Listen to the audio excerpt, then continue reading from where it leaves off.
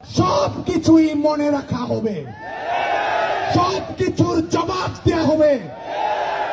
হলে হলে তামাশা যারা করছে, সাধারণ শিক্ষার্থীদেরকে নিয়ে পাবলিক শেমিং যারা করছে, ছাত্রলীগের ইতিহাস তো জানা নেই, একটি ঘটনাও জবাব ছাড়া দেয়া হবে না।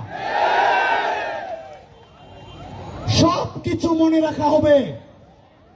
সে কারণেই, এবং এটিও মনে রাখবেন, কোথায় কে কি করছেন না করছেন সবকিছু আমরা দেখছি, জানছি, অবগত থাকছি।